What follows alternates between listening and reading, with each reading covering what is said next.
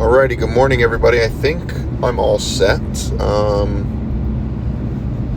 Got that new piece of hardware on, like I said. It's attached to my seat belt. We're getting ready to hit the road here. It's about 6:30 a.m. cornfield time. It is disgusting outside. It is 35 degrees, foggy, dark, looks like shit, looks like a Silent Hill video game. If you're familiar with those pieces of work, it is gross. I don't know. I think to myself every single year during this time, why do I live in a place that looks like this? And I can't figure it out ever. So maybe this is the year I finally decide to pack up my stuff and head out to Arizona or wherever I want to end up. But this ain't it, man. Anyways, with that, we just completed Jeddah, our second race of the season.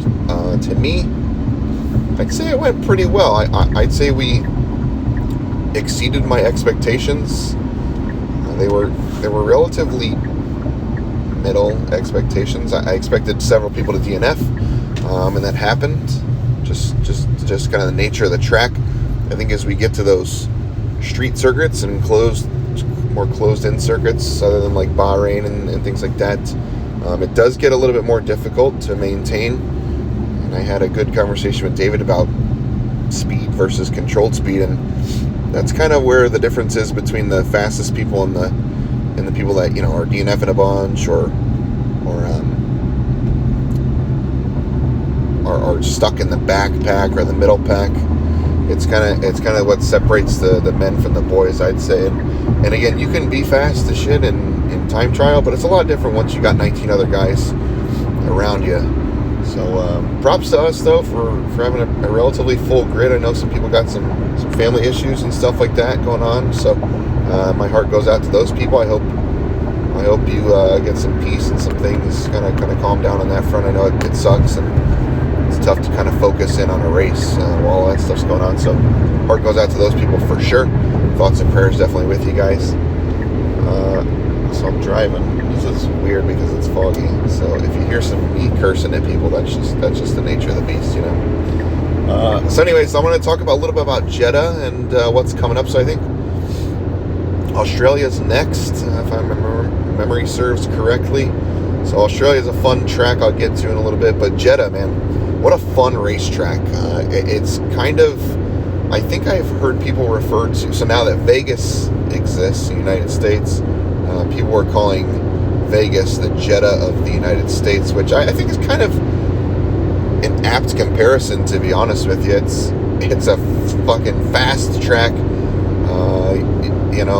The most minor mistake can end your race or obviously hinder your race in some sort. I know a lot of people, it seemed like, had problems breaking off wings and things like that. But overall, like a sick racetrack. It's definitely a what do you want to say? I want to say it's mostly a roller coaster, that one, man. It's crazy. It's really well done. There's high speed areas, there's high technical areas. It's just, to me, one of the most well designed tracks that F1 has to offer. And I'm happy to be wrong or hear any complaints, but just to me, that's how it feels. The mixture is like no other.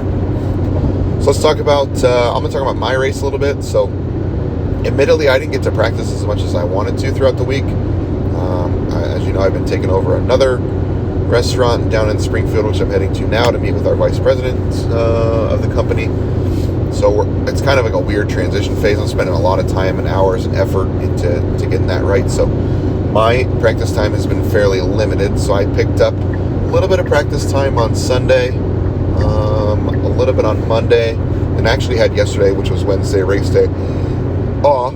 And I got on there and I was, kind of making my way. And it's like riding a bike for the most part when you start running tracks that you've run before. I'm sure everyone will find that as they keep going. That's why the rookie season's so hard. It's, you're learning 14 or whatever new tracks and you can't really hone in on anything and nothing makes sense. You're like, okay, well, this left turn's here. I totally forgot that exists. So that's kind of the bonus of a lot of the guys that have been in the league a long time. They've run Jeddah or whatever several times, so they have a good idea of what's going on. on the track. With that, so my Jeddah experience, like I said, I didn't get to practice that much, but on Wednesday I was kind of ripping some laps pretty quick. I felt like I was in a decent spot. I kind of assumed I was going to be like, I don't know, like somewhere between like 7th and 12th in qualifying. You know, like Spees is really fast, obviously. Probably the fastest guy in the grid. I don't think anyone would argue with me on that. If you want to, that's fine, whatever. But Spees is probably the fastest, and you got like, you know, Painter's running really well. Tyler runs really well usually. Keaton obviously runs well. David's been hot. So that's 5 guys right there. And then we talked a lot about on our podcasts that Doug's favorite track, and he's fast there. And so I mean, that's 6 guys right there. And if I'm 7th, I'm feeling pretty happy, to be honest with you. So as I keep running the laps, I'm like, you know what? I'm happy with where we're at. The setup feels fine. In these Grand Prix, you know, I'll make a late push, maybe. I know I can focus in for the whole race. I'm not worried about, you know, losing focus and running into a wall like an idiot because I'm daydreaming or whatever it is, anything like that. I'm locked in, you know. I'm ready to roll. So anyways, qualifying starts up, and I run my first lap, and it goes kind of according to plan. I get out really fast early, and I don't know, people have different strategies, and feel free to not share your strategy with me, because that's kind of a big deal, right? I got out fast in Bahrain, in Jeddah, and the reason why is I kind of assumed I was going to lay down like a fine lap, and I thought people might push a little bit too hard to try and catch one of those fine laps. So I ran my first lap, and I want to say I was in 5th place right off the jump after everybody had completed a lap. Some time went by. I didn't run another lap for a while. I was kind of just sitting there watching. And I dropped all the way down to like, I want to say, excuse me, holy cow. I want to say I dropped down to about 11th or so. And I was just like, man, well, that's fine. I mean, that's where I want to be, right? I know the target. I know what we need to shave off, and we're going to get there. So I get out with about 2 minutes left in the practice. I know several people ran 3 laps. I know David ran 3 laps because he was right behind me in that last qualifying lap. So David's behind me. We get out with about, I want to say about 1:45, somewhere in that neighborhood left in the practice session. Him and I get out on the track, and in true David fashion, he's having a fucking meltdown about, we gotta go faster because we're not gonna make it. It's like, dude, we got 1:45 seconds. We'll be okay. I promise. Just chill out. So we get out on the track, and David's behind me, and I'm thinking to myself, well, damn, this is not what I wanted to happen, because I did not want to give a guy who's either faster than me or just as fast as me a tow through the whole damn track with the best rubber on the track. I thought for sure those guys that ran a late second lap wouldn't be able to get a third one out, or at least they'd be in a weird spot where they couldn't use me to their advantage. So anyways, we get out on the track, we're running through, we're getting pretty close. David starts to back off me a little bit to give me some breathing, some airspace, which is smart. You don't want to be right on top of people in qualifying, because if they have to abort their lap, the last thing you want to do is have to late brake check them or whatever. I should go back to my first lap, actually. I'll do that after this anyways. So, because there was some crazy shit that went on. So anyways, we're on the 3rd lap, and David backs off. I start to run mine, and one of the reasons I don't like being in the all chat is all the random crap that goes on in the background. And I'm focused on running the best lap I can with the last, minute of the qualifying session underway. And I hear people talking about random shit, and David's like, oh, I screwed up my lap, and blah, blah, blah. And like, that's cool. Like, I'm okay. I don't need to know all that, So I'm trying to like really lock myself in, and I'm just me in the car at that point, right? So I'm running, and I'm pretty fast. I'm like knocked off like a half a second off my lap already, and I just keep it moving. And I ended up 3rd, which was pretty crazy. I did not think I was going to be P3 to start the race. That was definitely a shocker to me. I thought my digit would have 2 digits on it on the starting grid. But again, 3rd, pretty sick, great way to start. the race off. Holy cow, these yawns are going to kill me. Sorry, guys. Anyways, I wanted to go back to my first qualifying lap. Holy shit, I can't believe I forgot about that. It's cool how your memory jogs stuff, though. So we're going, and I believe Barrett was behind me. I think it was Barrett who was behind me. And we're running through, and we're into the third sector, and I'm just running it down. I'm like, fuck it. There's two people on one on my left, one on my right, and I can't remember who it was on either side, but we have some lessons to learn, that's for sure, and I hope everybody listens to this. But there's a person on the left, a person on the right, and I just decided to split them right down the center and let the chips fall where they may. If my race was, or my qualifying session was ended because of that, so be it. If theirs was, good, fuck them. I don't care, whatever. That's your fault too. Get off the racing line. So I split them, and I ended up where I ended after my first lap. And I remember Barrett and I had a quick conversation about like that, and most of that is to try and tell people to get off of the racing line. If you are slow, if you are on a cool down lap, if you have aborted a lap, the little line on your screen, if you choose to use that lights up green, yellow, and red, if you use that, you should not be on top of that when you're not running a hot lap. And I'll say that again. Get off the racing line. Stay off of the racing line if you're not on a hot lap. That's not your territory. You need to get out of the way, okay? So I know it takes practice because the muscle memory is to run the laps in the way you would during the race. But that's simply just not what you do during qualifying. So again, I mentioned it to Doug as well that I'd bring it up, but you have to get off the racing line in qualifying when you're not on a hot lap. End of story. There needs going to be some stiff penalties, hopefully associated with things like that in the future. We've gone over it 1,000,000 times now. And if you got questions, ask your teammates, ask around. We're happy to help. But you should definitely get out there and practice racing off the racing line, because that makes you more prepared for situations like our qualifying sessions. So as we get going in the race, my race starts off kind of bad. David takes a pretty aggressive line into turn one, and he gets past me and I think somebody else. I don't remember who was second. I think Pete maybe was second. He gets past whoever was in second and myself with an aggressive line, and he kind of holds up I kind of get slowed down a little bit. I dropped down, I think, to fifth maybe, but I know I'm fast, and everyone's kind of bunched up, and we have our first safety car of the year happens, and on that safety car, so we had a virtual safety car to start, which is, you got to be careful on those things too. For the virtual safety car, you want to make sure you're close enough, your delta's pretty tight. I know I dropped back a little bit too far at one point because I thought it was a full safety car and I wasn't paying attention, so that's on me.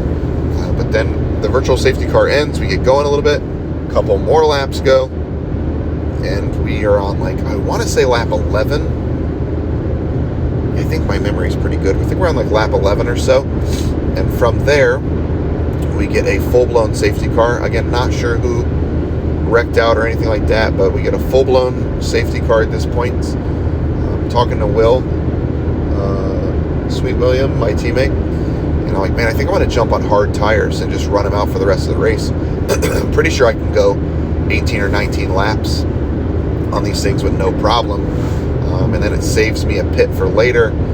And honestly, and again, I might be giving away a little bit too much here, but what it does is it opens me up for later. If there is another safety car, I can jump on mediums fresh, or I can jump on softs fresh, but it gives me that flexibility. And if there is no safety car, then I'm a mile ahead of everybody else who did not pit. If there's no more safety cars throughout the whole race, I'm on hard tires for the whole race. You guys have to pit again. You're talking 15-second difference between me and everybody else. Easy streak for me. So I decided to make the jump to hard tires. Safety car goes around probably 2 or 3 laps or so, and I'm like, man, I'm in a fucking awesome spot. These hards are on 1%. We got 14 laps to go or something like that. My fuel's in a good spot. I'm like, man, this is great. All these people are gonna have to pit at some point, even if it's under a safety car. I don't really care. I'm feeling good. So we get going around,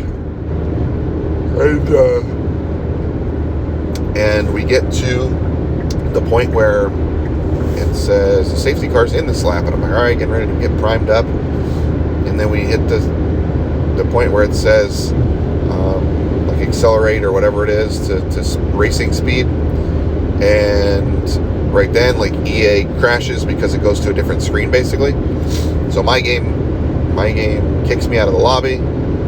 I'm sure I lost, I don't know how many spots. I believe I was in 4th at the time, maybe 3rd, no, I think I was in 3rd, because I think I was behind Will, who was in 2nd. I don't remember who was in 1st, but I think I was in 3rd place. And so I get dropped from the game. I try to get in several times. I can't get in. Will tries to get me in. It shows I'm offline on EA, of course, go figure. So I restart the game full. And of course, there's another safety car. That's usually how it goes for us, by the way. It's a safety car leads to another one. It kind of dominoes for several laps because people forget how to race around each other during the safety car. So that kind of happens. So another safety car happens. Will gets me in. I think I'm in 11th or so to start. And I'm still on the hards that I left with. And I'm like, you know what? That's okay. We're going to try. Man needs a coffee or something. I don't really drink coffee, but I need some. So I get back in the car and I start going, and people start to pit, and I'm feeling pretty good. I'm like, oh my God, I'm actually going to make a little run here.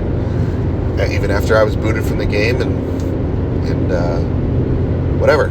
So start to make a little bit of a run, and I get all the way back up to, I think I'm back to 5th place or 6th place at this point. And a lot of people are just sitting ducks. And Tyler will tell you this himself. Tyler was a sitting duck last night on the track in the second stint. I'm pretty sure he had really worn out tires or something. Some strategy issue went wrong, I think, for Tyler, I think he mentioned. But Tyler was a sitting duck. I passed him with relative ease. And he mentioned that he was trying to just get on someone's rear and take a little tow for a while as long as he could. And that was pretty evident towards that middle / back third of the race. So I get up to 4th place. I'm like, man, I'm in pretty good shape to snag a podium here. There's no way. I believe David's 4 seconds ahead of me, and Richard and I are pretty close to each other. And Richard's like real slow on the track. I can tell he's either having troubles with the track or with his tires or something like that. I don't know what it is, but he's very slow. And I'm just harvesting battery at this point. There's about 4 or 5 laps left to go. I think we're on lap 20 or so, and I kind of decide in my head. So he's really slow, like I mentioned. His battery light's blinking in the back, so he's like sub 10% battery. And I just decided I'm gonna start harvesting battery up for a late push. And at this point, I have like 35, 40% battery. I think I had like 40% battery or 41% battery at this point. I'm like, dude, there's no way this dude's ever gonna catch me. I'm burning off fuel. I got good tires. I'm feeling good. I know I'm fast on the track. I had the 3rd fastest qualifying lap, and I think Richard was like 10th or so, somewhere in that neighborhood. I know I'm faster. So we get going, and we battle for a little bit, and DRS saves him for most of the time. He goes back and forth with me on I pass him on every single part of the track where there's no DRS. And then once DRS is enabled, he passes me on the straightaway that leads the start-finish line straightaway. He passes me on, and like 2 laps in a row. And I'm like, that's fine. This dude's battery's blinking. The tires are gonna wear off. He's gonna make a mistake. Whatever. So we get going. It's probably like lap 22 or 23 at this point, and I start to, use a little bit of battery, dumping a little bit, and I decide I'm gonna, finally make my pass. And we get on it's on the back stretch, the back third, I think, where you get the longest DRS zone. And I start to go, and Richard's kind of like in the middle of the track. So I jut out to the left side, which is the worst side, mind you, because you need to get right for that left-hander. So I get out to the left side, and Richard cuts out to the left. And then I'm like, all right, well, I set that up easy, so I'm going to swing back to the right, as you do. So I cut back to the right, and Richard drifts back to the right side, and I lose my front left wing, goes red. My car does a 360 on the track, and my race is effectively over at that point, because I have a orange actually had a yellow right wing and I had a red left wing completely gone. So again, that's one of those lessons, and I know Richard knows better because he watches the races, but we have got to do one move. The person in front, the defender, gets to make one move, left or right. If you're beat, like that is what it is. Like, don't freak out and go back, and I'm going to hear about, oh, it's a controller. Well, I don't care. Like, just simply don't press your joystick. That's pretty obvious. But so that happens to me. I like I said, I did a complete 360, which luckily my car was able to spin back, and I had a really big lead on fifth place. I think I had like 15 seconds on Will, my teammate, who was in fifth place. So I spin out. Whatever. There's 2 laps left, either 2 or 3 laps left, and I try and go. And I'm telling you what, guys, if you've ever raced Jeddah with red wing, or maybe even yellow or orange ones, it is not fun. The S curves through section 1 is essentially impossible. I got 2 corner cutting warnings in about 10 seconds because my car obviously would not go where I wanted it to go. It was definitely not ideal. Will and I made the choice to invert positions at that point because he was going to lose time to me. But we tried to let him tow me a little bit because I was going to get caught. No question about it. If there was another lap in that race, probably instead of, I think I ended 6th, 7th. If not, I was losing 2 more positions because Austin Reel was behind me and I think Passy was behind him. And those 2 were easily going to catch me if there was 1 lap left. Man, I'm going 95. My bad. I'm starting to get aggressive, So, anyways, those guys would have definitely, almost assuredly, passed me if there was another lap left in the race because of my condition of my car. But at any rate, double points for Ferrari, which is nice for us. Great shit to Alfa Romeo. They're crushing it.